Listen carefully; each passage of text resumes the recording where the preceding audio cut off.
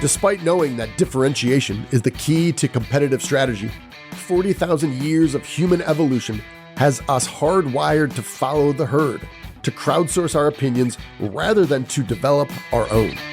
Put that coffee down. Creators are leaders. Be careful what kind of leaders you're producing here. Helen, we're both in sales. Let me tell you why I suck as a salesman. They realized that to be in power, you didn't need guns or money or even numbers. You just needed the will to do what the other guy wouldn't. I'm not leaving. The show goes on. Well, hello there, friend. Welcome back to the Construction Leadership Podcast. I am your host, Bradley Hartman. And on the show, we bring you ideas and insights from construction leaders across the country to help you lead more effectively. This episode is brought to you by the Simple Sales Pipeline. As we continue to head into some interesting and uncertain economic territory, something that we'll talk about here today, it is imperative to have our sales teams and our business development teams continue to accurately forecast their future revenue with consistency and discipline. And the fastest way to do that without buying an expensive CRM that will take multiple years to implement, that you will ultimately find your people do not input the right data, and as we all know, garbage in, garbage out. The fastest way to avoid all of that pain is the Simple Sales Pipeline. With a Simple Sales Pipeline, you can take any business development manager or sales rep and their accounts in under 30 minutes. You can organize and value their sales pipeline and communicate that effectively with your sales leadership and executive team. We developed this specifically for our construction community. To learn more, visit thesimpleSalesPipeline.com. The title of today's episode is The Risk of Constant Learning. So Bradley, here's what we're thinking. Because of interest rates and runaway inflation and widespread layoffs, we've identified 12% of our team that we believe we can reduce. We're targeting late February. What do you think? I had not seen this coming. My client has had 5 consecutive years of record revenue and profits. For context, they've been in business for 57 years. Throughout the last 4 years, ignoring the chaotic months of March and April of 2020, they've been actively trying to hire more staff to serve their growing customer base while limiting the burnout of their talented team. 2022 had finished on a high note. January exceeded their profit margin by 3.9%. And yet, they were now asking for my opinion on a shotgun layoff. I had a few questions. Is your sales pipeline contracting? No. February is actually up 6%, they said. Are your key customers canceling projects? No, they said. Our third largest customer actually wants us in a new market. Okay. Are suppliers warning of some severe supply chain disruption? No. The supply chain isn't fixed, but it is getting better. All right. Is your bank yanking away your revolving line of credit? No. Has your competition told you about their new strategy of employing a long-term, desperation-based, race-to-the-bottom pricing model? No, they haven't. Just curious then, I said cautiously, why would you choose to lay anyone off? And their answer struck a chord with me. Well, every time we open up the Wall Street Journal or turn on Fox News, we hear the constant chirping of negativity. We feel like we're missing something obvious, like the vultures are circling overhead and we just can't see them. You know what I'm saying? I noted the use of not one, but 2 aviary references, and it brought to mind this quote. Stopping the creation of your own thoughts to give room for the thoughts from other books reminds me of Shakespeare's remark about his contemporaries who sold their land in order to see other countries. Arthur Schopenhauer, 1788 to 1860. Now there's an inherent risk for leaders in constant learning. Their ideas will become your ideas.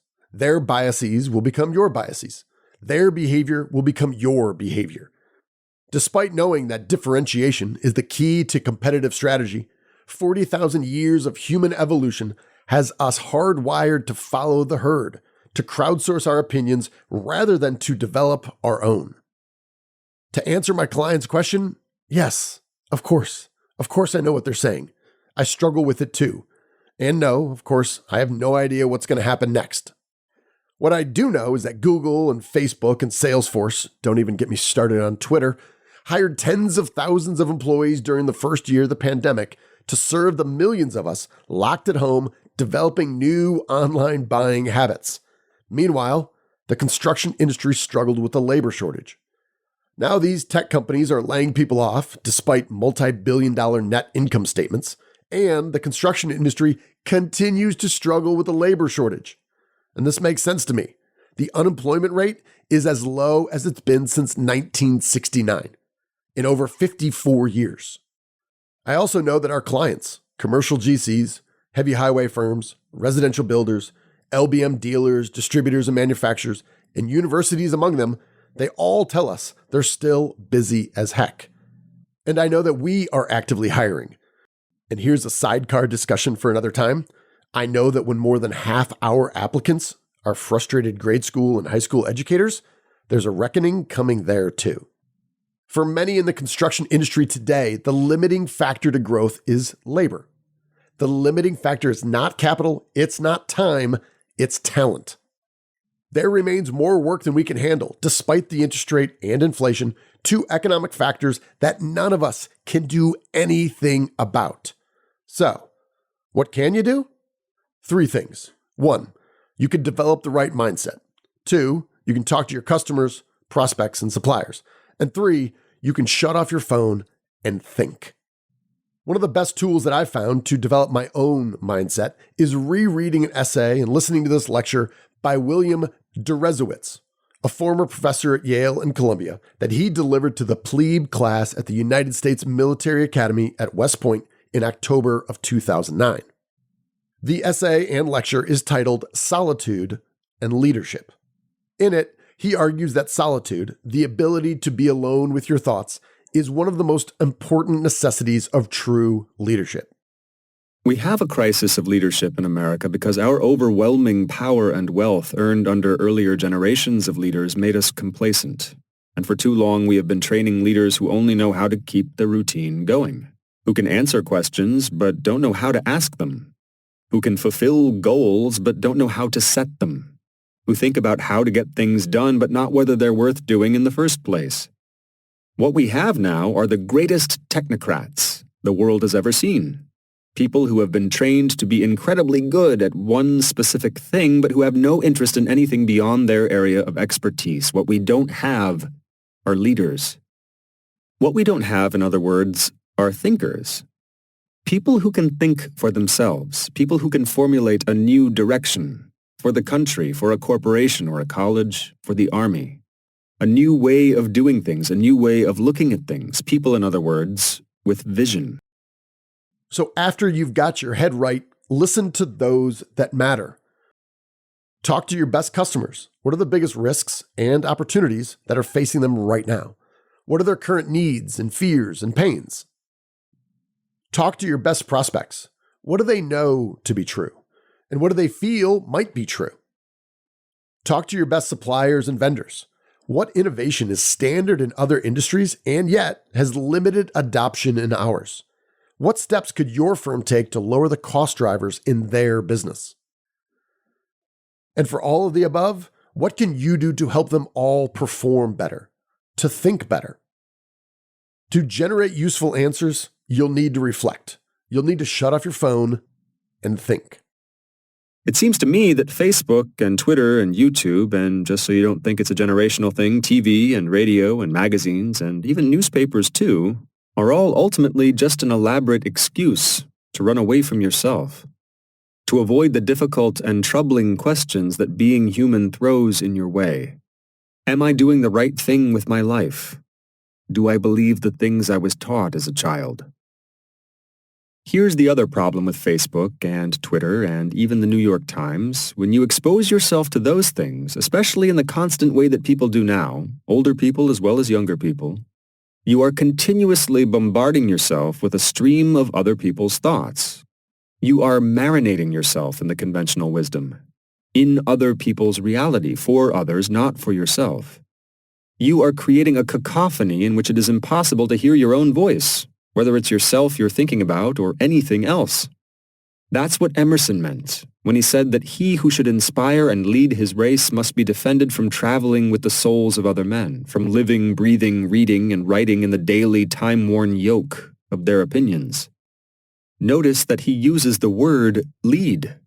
Leadership means finding a new direction, not simply putting yourself at the front of the herd that's heading toward the cliff. There's an inherent risk in constant learning. Their ideas will become your ideas. Their biases will become your biases. Their behavior will become your behavior. Constant learning leaves no room for you to figure out what you really think. Continuous learning? Sure, that's a noble pursuit. Never fully stop learning. But constant learning? Constancy leaves no room for independent thought. Constantly reading the headlines? Let the birds chirp. That's what they always do. Constantly listening to the pundits? Let the vultures circle. That's what they always do. Constantly letting other people shape your perspectives and your earned insights? No thanks. That is for the birds. Now, a quick coda here. Am I aware that listening to this very podcast or reading this very newsletter could be perceived as a violation of the very thing that I'm advocating? Yes. Writing these podcasts and newsletters is my method for thinking about what I think and helping our closest clients and friends think through their thinking. But if you need to take a break from us for your own independent thought, I completely understand, and we'll be here right back in the same spot when you need us. So as always, thank you for listening. I know your time and attention is a valuable resource. This episode is brought to you by the Simple Sales Pipeline. Simply put, it is the fastest way for construction pros who sell to forecast with consistency and discipline, to organize and value their sales pipeline, and to communicate it effectively with your leadership to help you grow in any economic environment. To learn more, visit thesimpleSalesPipeline.com. And if you are interested in reading and or listening to Solitude and Leadership by William Deresiewicz, which obviously I would strongly recommend you do, you can find links to both of those in our show notes. As for us, we're going to close out like we always do. You, my friend, are owed nothing. Deliver value first. Make it a great week.